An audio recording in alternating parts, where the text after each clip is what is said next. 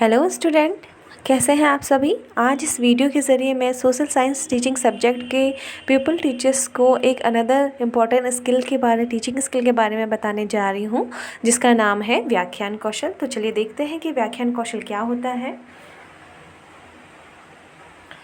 जैसा कि आप स्क्रीन पे देख पा रहे होंगे कि जब एक शिक्षक पाठ में निहित किसी जटिल संप्रत्यय अर्थात किसी टफ कॉन्सेप्ट को या फिर नियम को या फिर सिद्धांत को अपनी सरल और मृदुल भाषण द्वारा, अपने सरल स्पीच द्वारा विद्यार्थियों के लिए बोधगम्य बनाता है, उस टफ कॉन्सेप्ट को उन्हें आसान बनाता है, बोधगम्य बनाता है, मतलब अंडरस्टैंडिंग बनाता है।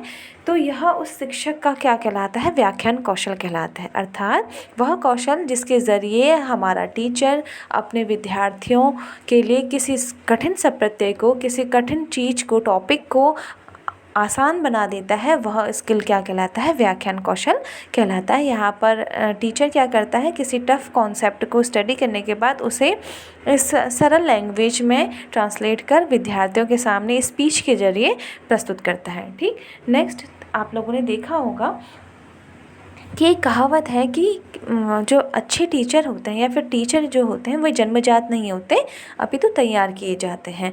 ठीक, इसीलिए शिक्षण प्रशिक्षण संस्थानों में माइक्रो टीचिंग के अंतर्गत हम अपने पीपल टीचर्स में बहुत सारी स्किल को डेवलप करने का प्रयास करते हैं। तो जब हम अपने पीपल टीचर्स को एक्सप्लेनेशन स्किल की ट्रेनिंग देते हैं तो इसके ज़रिए हम उनमें भाषण कला का विकास करते हैं। मतलब हम उन्हें यह सिखाते हैं कि किस तरीके से आप एक सिंपल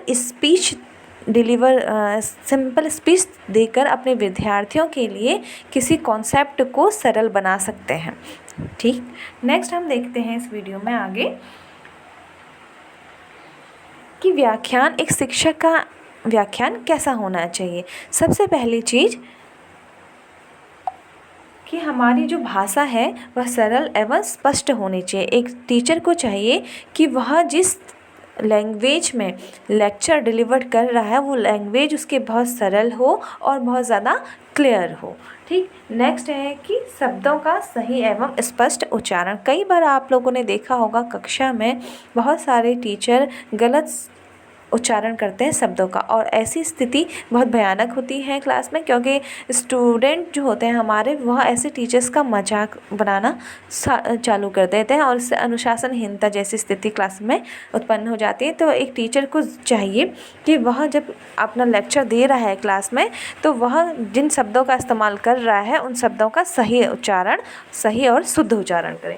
नेक्स्ट है विद्यार्थियों के स्तर के अनुसार हमारा जो लेक्चर है उसकी जो लैंग्वेज है उसमें जो हम शब्दों का इस्तेमाल कर रहे हैं वो हमारे विद्यार्थियों के मानसिक स्तर को ध्यान में रखकर हम उनका चुनाव करें। काफ़ी ज़्यादा टफ शब्द हम इस्तेमाल ना करें, ना ही उनकी लैंग्वेज टफ हो। और मीडियम भी हमेशा ध्यान में रखना चाहिए कि यदि हमारे जो मीडियम हिंदी मीडियम के हमारे स्टूडेंट हैं तो हमें कोशिश करें कि हमारा लेक्चर पूरा कम्प्लीटली हिंदी में ही हो, और अगर हमारे स्टूडेंट इंग्लिश मीडियम के हों तो हमारा इंग्लिश मीडियम हो। यदि वो दोनों भाषाओं को समझने की क्षमता रखते हैं तब हम दोनों तरीके की भाषाओं का अपने लेक्चर के दौरान समावेश करें। अन्यथा की स्थिति में जिस लेवल जो बच्चों का लेवल है अर्थात उसी लेवल को ध्यान में रखते हुए हमारा स्पीच, हमारी भाषा होनी चाहिए। नेक्स्ट है विषय वस्तु पर ही आधारित। कई बार ऐसा होता है कि लेक्चर देते देते टीचर अपने जो जिस टॉपिक है वो टॉपिक से भटक जाता है और अनावश्यक की इधर उधर की बातें कर लेने लगता है। तो ऐसा हमको नहीं करना है। हमें क्या करना है, पूरे लेक्चर के दौरान केवल अपने विषय पर ही आधारित रहना है, अन्यथा की बातें वहाँ पर नहीं कर दी, निरर्थक चीज़ें हमें नहीं बतानी है। नेक्स्ट है बहुत लंबा अथवा छात्रों को बाने वाला नहीं होना। हमारा लेक्चर कभी भी आवश्यकता से अधिक लंबा नहीं होना चाहिए। विद्यार्थियों में सुनने की भी जो क्षमता होती है वह लिमिटेड होती है। विद्यार्थी सीमित समय तक ही किसी चीज़ पर अपना ध्यान केंद्रित कर सकते हैं। इसके लिए बहुत ज़्यादा ज़रूरी है कि टीचर समय को ध्यान में रखकर ही अपना लेक्चर तैयार करे वहाँ पर। नेक्स्ट है वाणी का स्तर कक्षा के अनुरूप। इसका मतलब ये है कि जो एक टीचर का के वॉल्यूम का जो लेवल है वह क्लास के अकॉर्डिंग होना चाहिए। अगर क्लास बहुत ज़्यादा बड़ी है, नंबर ऑफ स्टूडेंट ज़्यादा है, तो आवश्यकता होती है कि हम अपनी वॉल्यूम जो है उसे हाई पिच पे रखें, हमारा जो लेवल है वो हाई हो। अगर क्लास छोटी है, बच्चों की संख्या कम है, तो हमें बहुत ज़ोर ज़ोर से नहीं बोलना है, हमें क्लास के लेवल के अकॉर्डिंग धीमी आवाज़ में बात करनी है, नहीं अन्यथा वो चुभने लगेगी। तो इस तरीके से हमें क्या करना है, अपनी वाणी का स्तर को कक्षा के अनुरूप ढालना होता है। नेक्स्ट है आवश्यक बिंदुओं का अनिवार्य रूप से समावेश एवं दोहरा, अर्थात लेक्चर के दौरान हमें यह ध्यान में रखना चाहिए कि विषय से संबंधित समस्त आवश्यक जानकारियाँ हम अपने लेक्चर में विद्यार्थियों को दें, न केवल दें अपितु बार बार उनको रिपीट भी करें, जिससे वह विद्यार्थियों के लिए ज़्यादा रिटेन रहे। ठीक। नेक्स्ट है विद्यार्थियों की सक्रियता व कक्षा की सजीवता के लिए बोध प्रश्न या कुछ प्रश्नों का समावेश। हमें क्या करना है, लेक्चर देने के दौरान, क्योंकि हमारे टीचर एक्टिव रहता है और विद्यार्थी केवल निष्क्रिय रहते हैं, अगर बहुत ज़्यादा लंबा लेक्चर चलेगा तो इससे क्या हो जाएगा, विद्यार्थी निष्क्रिय हो जाएंगे। निष्क्रिय होंगे तो उनके बेटर अधिगम नहीं होगा। विद्यार्थियों को सक्रिय बनाए रखने के लिए और उनका ध्यान केंद्रित करने के लिए एक टीचर को चाहिए कि वह लेक्चर के दौरान समय समय पर कुछ प्रश्न भी पूछे। इन प्रश्नों को पूछने से क्या फ़ायदा होगा कि टीचर को यह भी पता चल जाएगा कि जो वह पढ़ा रहा है क्या विद्यार्थी उसको सही तरीके से समझ पा रहे हैं या फिर नहीं समझ पा रहे हैं, और विद्यार्थी भी शिक्षक द्वारा बताई जा रही बातों को ध्यानपूर्वक सुनेंगे। इसके अलावा भाषण को रुचिकर बनाने के लिए दृश्य श्रव्य साधनों का उपयोग। बच्चों, हम लोगों ने हमेशा से ये जाना है कि जब हमारे स्टूडेंट की ज्ञानेंद्रियाँ जितनी ज़्यादा क्रियाशील होंगी उतना ही ज़्यादा अधिगम होगा। ठीक। और जब लेक्चर मेथड का दोष ही ये कहा जाता है बेसिकली कि इसमें क्या होता है कि केवल विद्यार्थी की श्रवण इंद्रिय, केवल वो कानों से सुनता है तो केवल एक ही इंद्रिय एक्टिव होती है, इसलिए ज़्यादा इफेक्टिव लर्निंग नहीं होती। इस दोष को दूर करने के लिए ही हम यह सलाह देते हैं कि लेक्चर के दौरान आप आवश्यक दृश्य श्रव्य साधनों का भी उपयोग करें, क्योंकि दृश्य श्रव्य साधन का उपयोग करने से हमारे विद्यार्थियों की ज़्यादा ज्ञानेंद्रियाँ सक्रिय रहती हैं और उनका जो अधिगम होता है वह ज़्यादा स्थायी होता है और हमारी टीचिंग भी बहुत ज़्यादा इफ़ेक्टिव और इंटरेस्टिंग बन जाती है। तो चलिए, ये तो बात थी कि व्याख्यान कैसा होना चाहिए। आगे हम देखते हैं कि क्या इम्पोर्टेंस है इस स्किल की। इस स्किल के ज़रिए जो इस स्किल के ज़रिए क्या कर सकता है, एक टीचर काफ़ी कम समय में अपने विद्यार्थियों को बहुत ज़्यादा इन्फॉर्मेशन यहाँ पर दे सकता है, पहली चीज़। दूसरी कि उच्च स्तर की कक्षाओं के लिए सर्वाधिक, आप लोगों ने देखा होगा कि हाई लेवल की जो क्लासेस होते हैं वहाँ पर इसी स्किल का और इसी मेथड का बहुत ज़्यादा इस्तेमाल यहाँ पर होता है। तो इस लेवल पर ये बहुत ज़्यादा हाईली इस्तेमाल होने वाली मेथड है। बड़े समूह को शिक्षण प्रदान किया जा सकता है। नेक्स्ट, आप एक टीचर, अगर आज की मैं बात करूँ तो एडवांस टेक्नोलॉजी के ज़माने में, तो इस स्किल के ज़रिए तो एक टीचर एक ही समय में हज़ारों लाखों स्टूडेंट को लाभान्वित कर सकता है अपने एक सिंपल से लेक्चर के ज़रिए। ठीक। नेक्स्ट है विद्यार्थियों में ध्यानपूर्वक श्रवण, चिंतन, कल्पना शक्ति का यहाँ पर विकास होता है।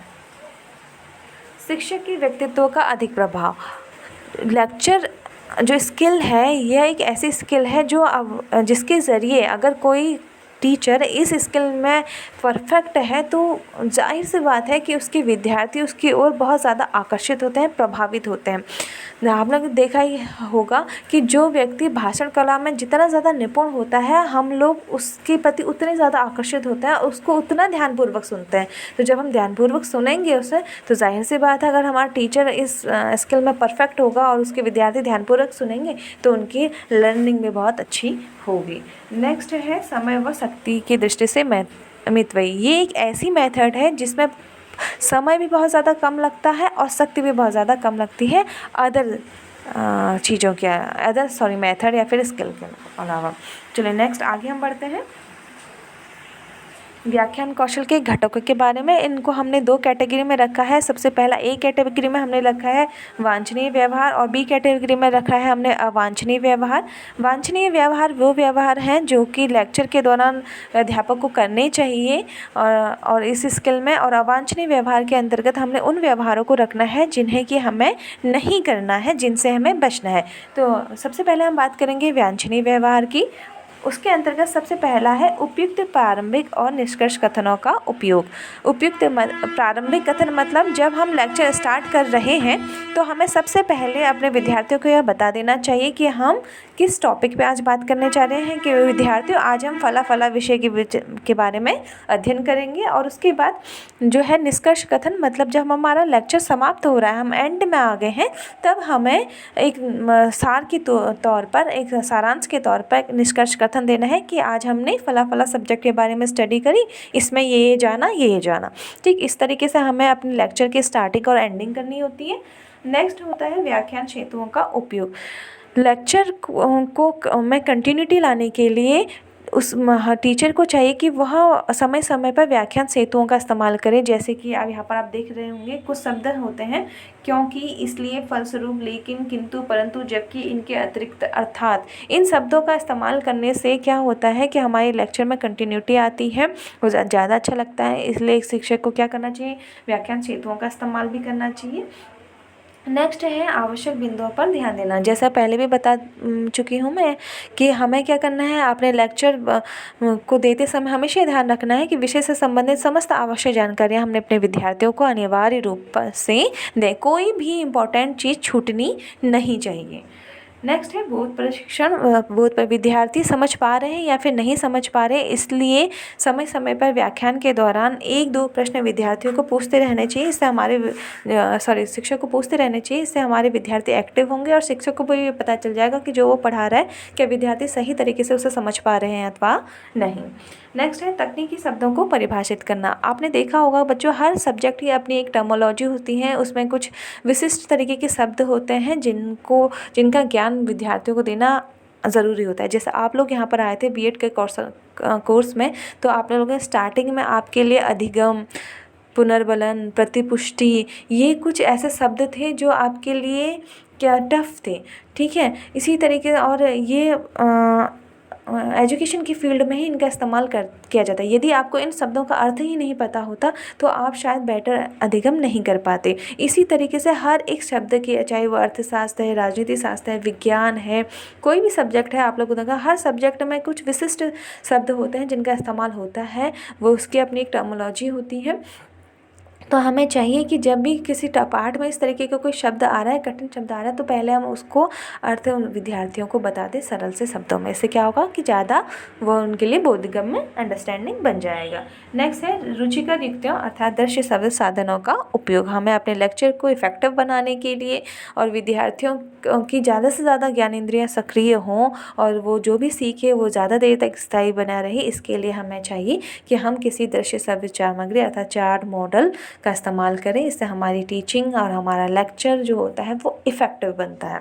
तो ये तो बातें थी कि क्या हमें करना है। अब इधर हम देखेंगे अवांछनीय व्यवहार में क्या चीज़ों से हमें बचना है, क्या नहीं करना है। सबसे पहले निरर्थक कथनों का उपयोग। कई बार निरर्थक कथन क्या होते हैं कि जो चीज़ें विषय से संबंधित नहीं है वह निरर्थक हो गई। कई बार लेक्चर के दौरान टीचर इधर उधर की बातें करने लगते हैं, तो वह हमेशा एक टीचर को चाहिए कि इस चीज़ों से बचे वो। नेक्स्ट है कथनों में तारतम्यता का अभाव। हमारे कथनों में तारतम्य का अभाव नहीं होना चाहिए। मतलब एक कथन को कहने के बाद दूसरे कथन को कहने में ना ही हमें बहुत ज़्यादा समय लेना है और ना ही बहुत ज़्यादा जल्दी करनी है। नेक्स्ट है शब्दों का अशुद्ध उच्चारण। हमेशा एक शिक्षक को शब्दों के अशुद्ध उच्चारण से बचना चाहिए। मैं पहले भी कह रही हूँ कि अगर शब्दों का गलत उच्चारण होगा तो जाहिर सी बात है कि इसका प्रभाव शिक्षक के शिक्षण पर पड़ेगा। विद्यार्थी उसका उपहास कर सकते हैं और उसे अंडर एस्टिमेट भी कर सकते हैं। नेक्स्ट है अनुपयुक्त मुहावरा का उपयोग। कई बार देखा होगा कि बहुत सारे लोग यह समझ के कि हमारा जो लेक्चर होगा वो और ज़्यादा बढ़िया होगा और ज़्यादा इफ़ेक्टिव होगा, इसके लिए कई तरह के मुहावरों का इस्तेमाल लेक्चर के दौरान करने लगते हैं। लेकिन मैं ये समझती हूँ कि जहाँ पर आवश्यक है वहीं पर इसका इस्तेमाल होना चाहिए। अनावश्यक रूप से इसका उपयोग हमें नहीं करना है, बचना ही चाहिए, क्योंकि लिमिटेड टाइम होता है हमारे पास। और हमें ये स्किल हमको ये सिखाता है कि हमें सिंपल से सिंपल वे में अपने विद्यार्थियों तक इन्फॉर्मेशन देनी है जिससे वह उनके लिए अंडरस्टैंडिंग हो जाए। हमें कॉम्प्लेक्सिटी नहीं लानी है। ठीक, तो चलिए, ये तो था कि व्याख्यान कौशल के घटक क्या होते हैं। आगे हम देखेंगे व्याख्यान कौशल पे बेस्ड एक माइक्रो लेसन प्लान किस तरीके से तैयार किया जाता है। तो सबसे पहले जिस तरीके से अदर प्लान में भी आप माइक्रो लेसन प्लान में भी आपने देखा होगा एक टेबल बनी होती है, यहाँ पर भी एक टेबल मैं बना रही हूँ जिसमें आपने आवश्यक जानकारियाँ दी हैं कि हमारी क्लास क्या होती है, क्या होगी, विषय क्या होगा, उपविषय क्या होगा, प्रकरण क्या होगा। उसके बाद नीचे आपको एक अनदर टेबल बनानी होती है जिसमें 3 आप कॉलम होंगे, छात्राध्यापिका क्रिया, विद्यार्थी अनुक्रिया, घटक। छात्राध्यापिका क्रिया में आपने जो कर रहे हो क्लासरूम में, जो भी आप लेक्चर दे रहे हो उसे यहाँ पर लिखते हो। यहाँ पर सबसे पहले मैंने लिखा कि विद्यार्थियों आज हम लोकतंत्र के विषय में अध्ययन करेंगे। तो यह प्रारंभिक कथन हमने घटकों में देखा था ना, सबसे पहला कंपोनेंट था प्रारंभिक कथनों का उपयोग, तो उसका उपयोग मैंने किया है, इसलिए मैंने यहाँ पर एक भी लिख दिया है। ठीक, नेक्स्ट आप देख रहे होंगे कि मैंने यहाँ पर डेमोक्रेसी को बताया है, तो तकनीकी शब्दों को परिभाषित करना यहाँ हो गया। लोकतंत्र की एक परिभाषा भी दी है, ठीक है, अब्राहम लिंकन के अकॉर्डिंग। और आप अगर इसको नीचे देखेंगे तो मैंने यहाँ पर व्याख्यान सेतुओं का भी उपयोग किया होगा। लोकतंत्र कितने प्रकार के ये बता रखे हैं क्योंकि इम्पोर्टेंट है। इस तरीके से हमने सभी चीज़ों का यहाँ पर समावेश किया है, और जो चीज़ जहाँ पे समावेशित की गई है उसी के अकॉर्डिंग हमें यहाँ पर अपने घटकों को भी लिखते चले जाना है। घटक से पहले आपको बता दिए हैं, उसी के अनुरूप यहाँ पर आप घटक लिखते चले जाएंगे जहाँ पर जो चीज़ इस्तेमाल हो रही है। नीचे कुछ प्रश्न भी पूछे गए हैं बहुत प्रशिक्षण के लिए, बहुत परीक्षण के जानने के लिए। तो देखिए यहाँ पे 4 लिखा गया है, सॉरी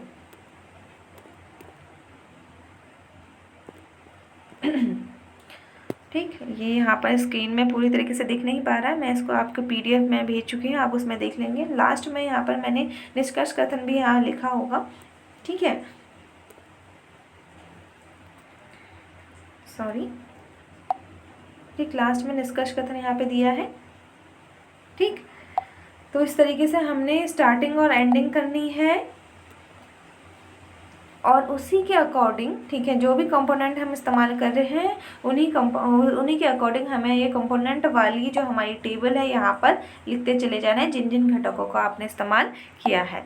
माइक्रो लेसन प्लान में ये इसके साथ साथ डियर स्टूडेंट हमें स्किल पे बेस्ड माइक्रो प्लान के साथ साथ निरीक्षण तालिका भी लिखनी होती है। जो आप नहीं लिख रहे हैं ध्यानपूर्वक इसे भी आप देंगे तो इस तरीके की हमारी निरीक्षण तालिका बनेगी जिसमें 2 कॉलम बनेंगे, प्रयुक्त घटक, क्रम संख्या, प्रयुक्त घटक और श्रेणी। जो घटक यहाँ पर मैंने 2 तरीके से डिवाइड किया है, देखिए, वांछनीय व्यवहार और सॉरी बार बार मिल जा रहा है, वांछनीय व्यवहार और अवांछनीय व्यवहार। 1 2 3 4 वही जो आगे एक्सप्लेन किए हैं वही घटक है, और इस तरीके से यहाँ पर एक टेबल बनती है। ठीक है, जैसा व्यवहार अगर आगे किया गया होगा तो उसी को ध्यान में रखते हुए हम जो आपके ऑब्जर्वर हैं वो यहाँ पर रेटिंग करते हैं। अगर क्या है, बहुत प्रशिक्षण किया गया है तो कितना किया गया है, किस लेवल का क्या, उसे ध्यान में रखते हुए हम यहाँ पर 1 2 3 4 ऐसे रेटिंग करते हैं। तो इस तरीके से हमको एक स्किल रेटिंग स्किल पे बेस को ध्यान में रखते हुए एक निरीक्षण तालिका तैयार करनी होती है। तो इस तरीके से हमने देखा व्याख्यान कौशल के बारे में, जाना कि व्याख्यान कौशल क्या होता है, क्या उसके कंपोनेंट होते हैं, किन किन चीज़ों को ध्यान में रखना चाहिए, किस तरीके से व्याख्यान कौशल पे बेस्ड एक माइक्रो लेसन प्लान तैयार किया जाता है। उम्मीद है आप लोगों को इससे हेल्प मिलेगी, और यदि आपकी कोई क्वायरी हो तो आप मुझे पूछ सकते हैं।